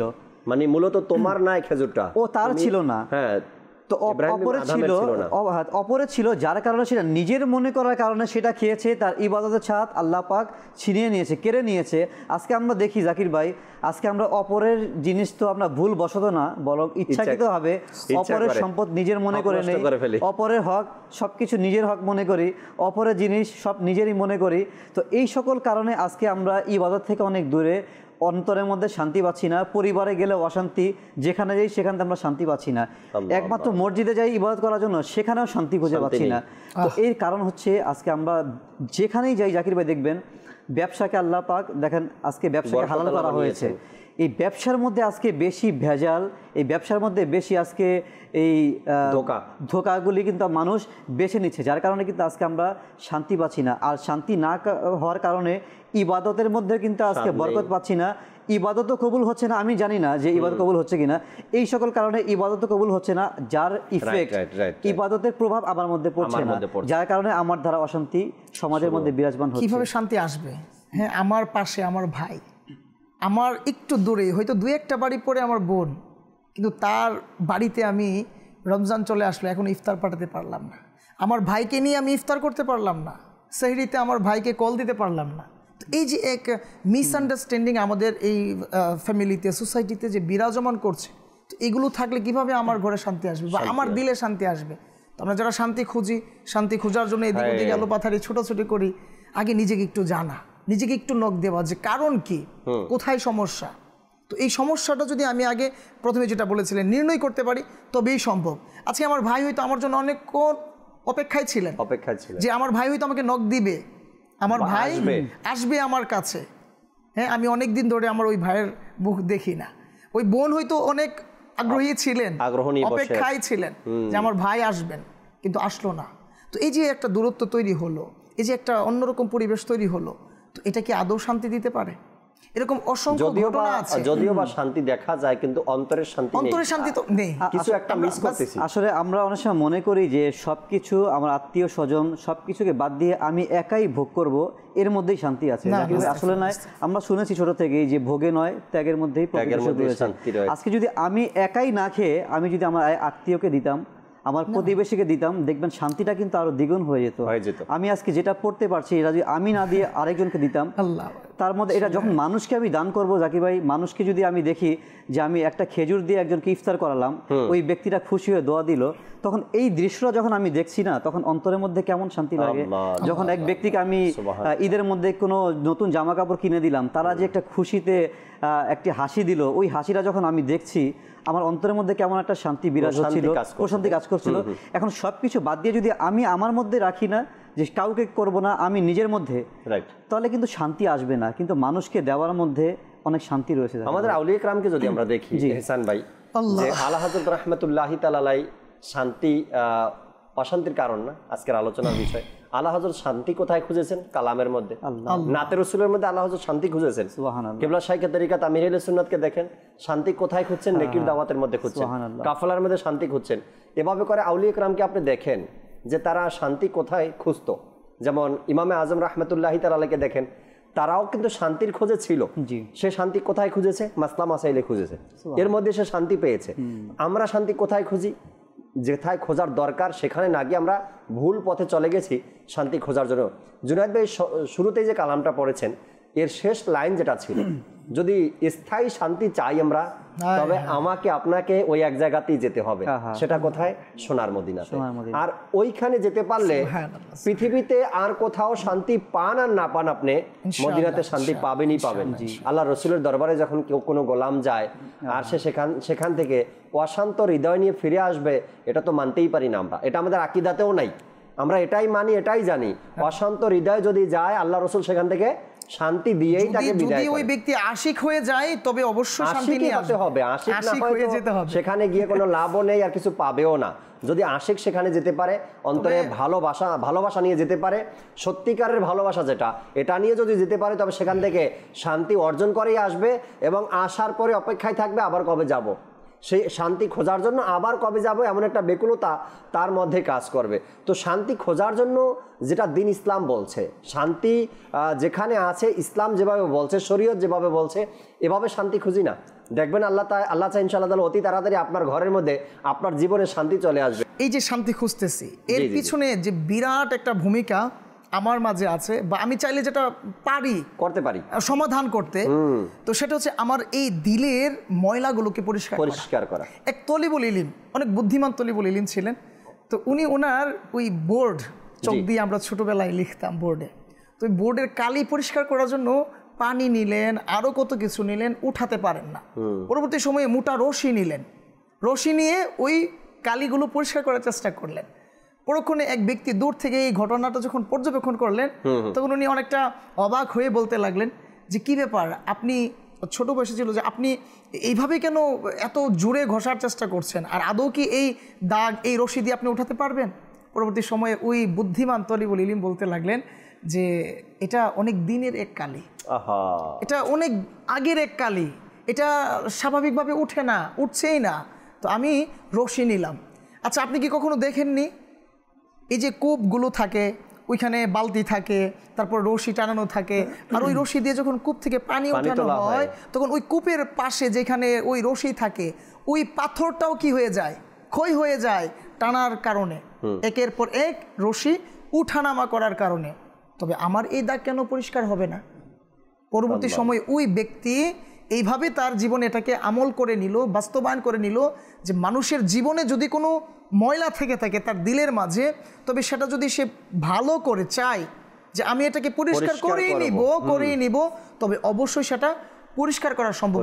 এই ময়লা যদি আমি পরিষ্কার করাতে পারি, তাহলে শান্তির স্রোতধারা আমার হৃদয়ে বিরাজমান। আসলে আমরা তো খুঁজি শান্তি, কিন্তু ওই শান্তিটা যেই জায়গায় লুকায়িত আছে, বা শান্তিটা মানে শান্তিটাকে যে ঢেকে রেখেছে, যেই ময়লাগুলো, যেই পাপাচারগুলো, মিথ্যা, গীবত, ভাইয়ের দিলে কষ্ট দেওয়া, বোনের দিলে কষ্ট দেওয়া, এই যে একটা মিসকমিউনিকেশন, এটাকে যখন আমরা দূরে সরিয়ে দিতে পারবো, এই পর্দা যখন আমরা উন্মোচিত করতে পারবো, তবেই আমার মাঝে শান্তিটা আমার খুঁজে আসবে। আমার মাঝে অশান্তি এই জন্য বিরাজ করছে এহসান ভাই, রাফি ভাই, আমি যে ভুল কাজগুলো করছি, আমার দ্বারা যেটা ইসলাম রায় দেয় না, আমার দিলে যেটা সমাজ রায় দেয় না, যেটা আমার ফ্যামিলি রায় দেয় না, আমার থেকে এমন কিছু কাজ হয়ে গেছে যে কাজগুলোর কারণে আমি কখনোই শান্তি পাচ্ছি না। হয়তো মানুষ আমাকে দেখে আমি খুব শান্তিতে আছি, মানুষ ভাবতে পারে আমি খুব সুখে আছি, যদিও বা আপনি সব দিক থেকে সুখে আছেন। একবার এখানে হাত দিয়ে বলেন তো যে আমি আন্তরিকভাবেও শান্তিতে আছি। যদি না থাকেন, তবে হয়তো বা আপনার এই অশান্তির পিছনে হারাম উপার্জন আছে, আপনার এই অশান্তির পিছনে অবৈধ সম্পদ। এই ব্যাপারে অনেক সুন্দর একটা হাদিস কারিমা আছে, আল্লাহ নবী রাসূল সাল্লাল্লাহু আলাইহি ওয়াসাল্লামের আলিশান এক ফরমান, সাহাবী রাসূল হযরত আনাস রাদিয়াল্লাহু তাআলা আনহু হতে বর্ণিত, আল্লাহ পাকের প্রিয় নবী, সর্বশেষ নবী সাল্লাল্লাহু আলাইহি সাল্লাম এক ব্যক্তিকে বলল, যেটা তোমার মনে সন্দেহ লাগবে সেটা ছেড়ে দাও, এই পর্যন্ত যে কোনো সন্দেহ অবশিষ্ট না থাকে। ওই ব্যক্তি আরজ করলো, ইয়া রাসূলুল্লাহ সাল্লাল্লাহু আলাইহি সাল্লাম, আমি অন্তরের সন্দেহ সম্পর্কে কিভাবে জানতে পারবো? ইরশাদ করেন, যখন তুমি কিছু করবে তখন নিজের বক্ষের উপর হাত রেখে দিবে, আর দেখবে যে নিশ্চয় অন্তর হারামের প্রতি কম্পিত হয়, মনের ভয় বেড়ে যায়, আর হালালের প্রতি মন প্রশান্তি লাভ করে। সুবহানাল্লাহ। যদি মুমিন হয় আমরা প্রত্যেকটা ধাপে ধাপে না এই জিনিসটাকে ফেস করি, নিজের অজান্তে ভুলে কোনো কিছু দেখে ফেলে দিলটা কেমন কম্পিত হয়ে যায়, আবার নিজেকে সেফ করার একটা চাদর দ্বারা যখন আমি ঢেকে নেই, তবে কিন্তু শান্তি অটোমেটিক্যালি আমার দিকে ধাবিত হতে থাকে। আর যখন মাআদাল্লাহ ওই ভয়টা আমি আস্তাগফিরুল্লাহ ছোট ছোট ভুল করতে করতে দূর করে ফেলি, ওই ভয়টা যখন আমার কাছ থেকে বিদায় করে দেয়, তখন মাআদাল্লাহ আমার কাছে একের পর এক অশান্তি, যেটা বলছিলাম কি এই অশান্তির কারণ আপনি নিজেই তো নয়, একবার চেক করে দেখেন যে অশান্তির মধ্যে আপনি আছেন, সেই অশান্তিটা এমনও হতে পারে কি জীবনে এমন কোনো ভুল করেছিলেন, গুনাহের কাজ করেছিলেন, সেই গুনাহ থেকে আজও পর্যন্ত আপনি তওবা করেননি, আপনি ভুলে গেছেন, ওই পাপের কাজ করার পরে, গুনাহের কাজ করার পর আপনি ভুলে গেছেন, এখন পর্যন্ত তওবা করতে পারেননি মনে না থাকার কারণে, অশান্তির কারণে। এটা সব কিছু করছেন, হালাল পন্থায় উপার্জন করছেন, মা বাবার সাথে আছেন, ঘরে শান্তি, বাহিরে শান্তি, সব বিষয় ঠিক আছে, কিন্তু মনের মধ্যে শান্তি নাই, কেন জানি অশান্তি কাজ করছে। আচ্ছা, মক্কা মদিনায়ও গেছেন, তারপরও জানি কেন শান্তি নেই, শান্তি নেই, শান্তি নেই। একটু চেক করে দেখেন না, বয়স 50 বছর হয়ে গেল, 40 বছর হয়ে গেল, আমার জীবনে এমন কোনো কাজ হয়তো বা আমি করছিলাম যেটা আজও পর্যন্ত আমার ক্ষমা হয়নি, এমন কোনো গুনাহের কাজ করছি যার তওবা এখনো বাকি আছে, যেটাকে পরিশোধ করতে হবে, কারো হক আমি নষ্ট করছি, সেই ব্যক্তিকে হক আদায় দিয়ে ফিরিয়ে দিতে হবে। হয়তো আমি আজও পর্যন্ত দিতে পারিনি, আমি ভুলেই গেছিলাম জীবনে যে একটা সময় আমি এই অপরাধটা করেছিলাম। আপনি খুঁজেন, হয়তো খুঁজলে আপনি পেয়ে যাবেন আপনার অশান্তির কারণ কি। আপনি খুঁজলে হয়তো পেয়ে যাবেন এই অশান্তির কারণ আপনি নিজেই। কখনো আপনি এমন ব্যক্তিকে, এমন মানুষকে এমন কথা বলছিলেন যে এখন পর্যন্ত আপনার কথাটা মনে রেখে কষ্ট পায়, তাই না? একজন মুসলমানকে এমন কথা আপনি শুনিয়েছেন, এখন পর্যন্ত সে মনে রাখছে। আর মনে রাখার পর আপনাকে না, আপনার সন্তানকে দেখলেও, আপনার বাড়ি দেখলেও ওই ব্যক্তির ওই কথাটা মনে পড়ে যায়, এই বাড়ির ছেলেটাই আমাকে এমন কথা বলছিল, এই ছেলেটার বাবাই আমাকে এমন কথা বলছিল। এমনও হয় হেসান ভাই, সন্তানকে দেখলে মনে পড়ে যায়, ওই ব্যক্তির কাপড় দেখলে মনে পড়ে যায়, ওই ব্যক্তির বাড়িঘর দেখলে মনে পড়ে যায়, হ্যাঁ এই ব্যক্তি একদিন আমাকে সবার সামনে অপমান করছিল। ওই যে যাকে আপনি অপমান করছেন ওই ব্যক্তি আজও পর্যন্ত ভুলে নাই। যখন সে আপনাকে দেখে, আপনার সন্তানকে দেখে, আপনার বাড়ি ঘর দেখে, তখন ওই কষ্টের কথা মনে পড়ে যায়, হ্যাঁ এই লোকটাই আমাকে মানুষের সামনে অপমান করছিল। যখন সেটা মনে পড়ে যায় না, তখন তার ভিতর থেকে দোয়া আসে, দোয়া আসে না হুজুর, বদদোয়া আসে। একটা নিঃশ্বাস ছাড়ে সে, আল্লাহ সে আমার সাথে এমন দুর্ব্যবহার করেছে, নিজের অজান্তে চলে আসে, ওই নিঃশ্বাস অজান্তে চলে আসে হুজুর, কষ্টের কারণে। শত কোটি আফসোস, এই যে সিচুয়েশন, আমাদের যে সমাজ ব্যবস্থা, এখানে আপনি পাবেন না যে আপনাকে রাস্তা দেখাবে কেউ এই অশান্তি থেকে বেঁচে থাকার জন্য, বরং আপনাকে নতুন নতুন অশান্তির দ্বার উন্মোচিত করে দিবে। অথচ আমি এই সমাজে কিভাবে শান্তি খুঁজবো, আমি কোন সঙ্গের সাথে যাব, আমি কোথায় বসবো, আমি কার সাথে রিলেশনশিপ ক্রিয়েট করব, আমি কিভাবে শান্তি খুঁজবো? তাহলে আমি বলবো, আপনি যদি এই প্রশ্নটুকু করতে পারেন, আপনার জন্য দাওয়াত ইসলামী। আপনি একটু ভেবে দেখুন, হয়তো আপনি এই পবিত্র সময়ে, এই মাহে রমজানুল মুবারাকার একটা পবিত্র সময় হয়তো আপনি অবহেলায় কাটাচ্ছেন, অথচ এই রমজান শরীফে এক মাসের ইতিকাফ দাওয়াত ইসলামী আপনাকে চমৎকার মনে করিয়ে দিয়েছেন। মাহে রমজান এত পবিত্রময় সময় চলছে, আমি এখন আড্ডায় আছি। মাহে রমজান চলে যাওয়ার পরে ভালো লাগতেছে না, কেমন জানি অশান্তি লাগতেছে। এখন অশান্তির কারণ কে আনছে এখানে? অশান্তির কারণ তো আমি দাওয়াত দিয়ে আনলাম না। মাহে রমজান চলছে, মানুষ আল্লাহ তাবারক ওয়া তাআলা কোরআনে ইরশাদ করছেন না যে এই মাস পরিশুদ্ধ হওয়ার মাস, আত্মশুদ্ধি করার মাস। আর এই মাসে আমি কি করছি? বন্ধুদের আড্ডায় আছি, রাতের 12টা নেই, 1টা নেই, 2টা নেই, সেহরির টাইম নেই, ফজরের পর নেই, যেখানে সেখানে বসে বসে আড্ডা দিচ্ছে। এবার মাহে রমজান চলে যাবে, এরপর বলবে আমি শান্তি পাচ্ছি না, আমার মনে অশান্তি লাগতেছে। কেন? এই অশান্তির কারণ এগুলোই তো হবে, তাই না? আজকে এই আফসোসটা জাকির ভাই, তারা হয়তোবা অনেকে কবরেও যেয়ে করবে, হায় কি করলাম, মাহে রমজান পেলাম, আল্লাহ পাক এত সুযোগ দিয়েছে, এত অপরচুনিটি আমাকে দিয়েছে, তওবা করার সুযোগ ছিল কিন্তু করলাম না, আত্মশুদ্ধি হওয়ার সুযোগ ছিল আল্লাহ পাক দিয়েছে কিন্তু করলাম না। এই আফসোসটা যারা আছে রমজানে করছে, যদি হয়তোবা তারা তওবা না করলে হয়তোবা আল্লাহ পাক কবরে যদি তারা আফসোস করে, তখন কি অবস্থা? রমজানে একটি গুনাহ, হাদিসে পাকের মধ্যে এসেছে, রমজানে একটি গুনাহ তার 1 বছরের আমলকে নষ্ট করে দেয়, নেক আমলকে। রমজানে একটা গুনাহ 1 বছরের নেক আমলকে বরবাদ করে দেয়, একদম জ্বালিয়ে পুড়িয়ে ছাই করে দেয়। অনেক একটা বছর আমি শান্তি কিভাবে পাবো হৃদয়ের মধ্যে? আল্লাহ তাআলা রমজান কেন দিয়েছেন? শুদ্ধ হওয়ার জন্য, আত্মশুদ্ধি করার জন্য, শান্তি খোঁজার জন্য, হৃদয়ের প্রশান্তি। এই রমজানে রমজান কেন আল্লাহ দিয়েছেন? হৃদয়ের প্রশান্তি খোঁজার জন্য, আত্মশুদ্ধির জন্য দিয়েছে। তো মাহে রমজান তো চলছে, আমি শান্তি কোথায় খুঁজছি? কোনো এক ভাই সোশ্যাল মিডিয়াতে পোস্ট করেছেন, মাহে রমজানের প্রথম 10 দিন ইফতারি বিক্রেতার জন্য, দ্বিতীয় 10 দিন পোশাক বিক্রেতার জন্য, আর তৃতীয় 10 দিন যানবাহনওয়ালাদের জন্য। এটাই কি? আমি দেখে আমার মধ্যে এমন একটা মানে চোট লাগলো আমার ভিতরে। কথাটা কি বললো? কথাটা কিন্তু বাস্তব কথা ভাই। দেখেন, মানে এটাই যদি হয় আমাদের মাহে রমজান, তবে প্রশান্তি কখনোই পাবো না ভাই, কখনোই পাবো না। এভাবেই যদি আমাদের রমজানগুলো জীবন থেকে অতিবাহিত হয়, যে আমি প্রথম রমজানেও বলছি, আমার বিশেষভাবে লাগে, আপনার লাগে কিনা দর্শক জানি না, আজও তো মদিনা থেকে আমার ব্যাপারে ডাক আসলো না, সিদ্ধান্ত এখনো হলো না। তার মানে কি আমি এবছরও রমজানে যেতে পারবো না মদিনায়? আমার এবছর রমজানও মদিনায় যাওয়া হবে না? এই যে চিন্তাভাবনা যদি আপনার আমার মধ্যে থাকে না, তবে না দেখবেন হৃদয়ের প্রশান্তি কাকে বলে। হ্যাঁ, মাহে রমজানেও তারপরে আপনার মধ্যে প্রশান্তি চলে আসবে। তো আল্লাহ তাআলা আমাদেরকে বোঝার তৌফিক দিক, এই অশান্তির কারণ যেন আমরা কাউকে না বানাই, তাই না? এহসান ভাই, এখন অশান্তির কারণ কে জানেন? আমি নিজেকে দেখি না, এতক্ষণ পর্যন্ত শুধু আমাকে নিয়ে আমি আলোচনা করলাম, তাই না? কিন্তু সমাজ আজকে কি বলে? অশান্তির কারণ ছেলে, অশান্তির কারণ পরিবারের মানুষ, অশান্তির কারণ আমার বাবা আমার জন্য কিছু রেখে যায় নাই, অশান্তির কারণ আমার পাড়া প্রতিবেশী যে আমার সাথে এমন দুশ্মনী করেছে, অশান্তির কারণ কি আমার ভাই যে আমার সব সম্পদ নিয়ে গেছে। আজকে অশান্তির কারণ জীবনে অপর ব্যক্তি, অথচ শান্তি আমার কাছে, শান্তি আমার আমার কাছে, কাছে। অশান্তি তৈরি করে রাখছি আমি, কিন্তু সবার দোষ দেই। আচ্ছা, যা কিছুই নিয়ে গেছে, কিন্তু আমার ইমান তো জাকির ভাই নিয়ে যায়নি। ইমান তো হিফাজত যেমন আছে। এক ব্যক্তি আপনার ওনাকে চাবুক মারা হলো এবং তাকে বন্দি করা হলো, জি। তো সেই ব্যক্তি ইমাম গাজ্জালী রহমতুল্লাহ আলাইকে অভিযোগ করলেন যে হুজুর আমার এই অবস্থা। সে বলল ধৈর্য ধারণ করো, এর থেকেও বড় মাপের পরীক্ষার এর মাত্রা আরো বড় হতে পারত, আল্লাহ আল্লাহ আল্লাহ আল্লাহ, অর্থাৎ পরীক্ষার মাত্রা আরো বড় হতে পারত। তখন তাকে একটি কূপের মধ্যে রাখা হলো। তখন আবার অভিযোগ করলো, ইমাম গাজ্জালী রহমতুল্লাহ আলাইহি এরশাদ করলেন যে পরীক্ষার মাত্রা আরো বেশি হতে পারত। তো কিছুদিন পর ওই ব্যক্তিকে একটি অমুসলিমের সাথে সংকীর্ণ ঘরে জায়গার মধ্যে এবং দুর্গন্ধযুক্ত স্থানের মধ্যে রাখা হলো। সে আবারও অভিযোগ করলো। ইমাম গাজ্জালী রহমতুল্লাহ আলাইহি বলল যে ধৈর্য ধারণ করো, পরীক্ষার মাত্রা আরো বড় হতে পারত। ওই ব্যক্তি বলল যে হুজুর পরীক্ষার মাত্রা এর থেকে বড় আর কি পরীক্ষা হবে? তখন ইমাম গাজ্জালী রহমতুল্লাহ আলাইহি বলল যে তোমার গলার মধ্যে কুফুরের দাগ এখনো ঝুলিয়ে দেওয়া হয় নাই। যদি ঝুলিয়ে দেওয়া হতো এবং তুমি সেটাকে সত্য বলে মেনে নিতে, সেটা সবচেয়ে বড় ছিল, সবচেয়ে বড়। তো এটা আমরা আজকে আমার এটা নিয়ে গেছে, আমার এটা ছিনিয়ে নিয়ে গেছে, আজকে আমি পথে বসে গেছি, আজকে আমি ব্যবসায় লোকসান হয়ে গেছে, আজকে আমার চাকরি চলে গেছে।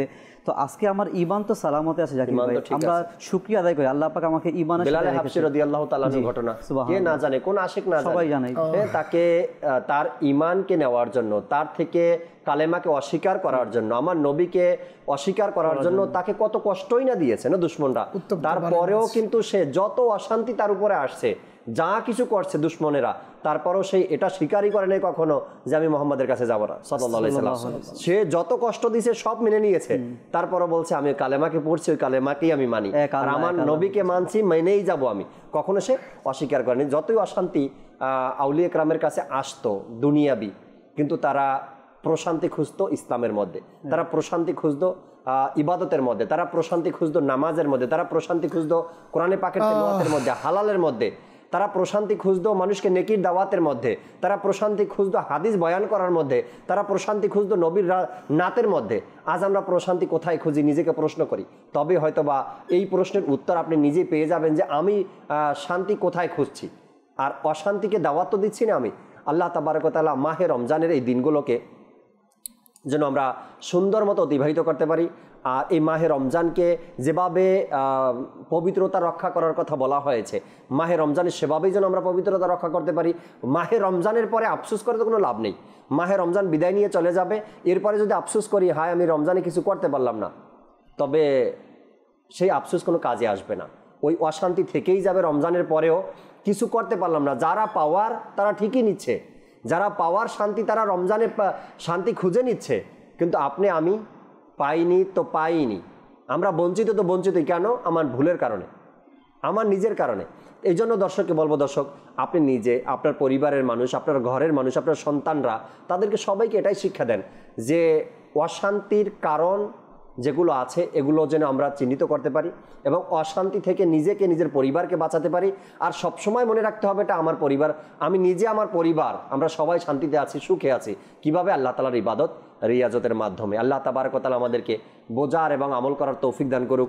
আমিন বিজাহিন নবিল আমিন সাল্লাল্লাহু তাআলা আলাইহি ওয়াসাল্লাম। সাল্লু আলাল হাবিব সাল্লাল্লাহু তাআলা আলা মুহাম্মদ সাল্লাল্লাহু তাআলা আলাইহি ওয়াসাল্লাম। তসবিহ কো মুনাজাত হো, তিলাওয়াত হো, তারাবি, তিলাওয়াত হো, তারাবি, মশগুল ইবাদত সকল মুমিন মুসলমান, মশগুল ইবাদত সকল মুমিন মুসলমান।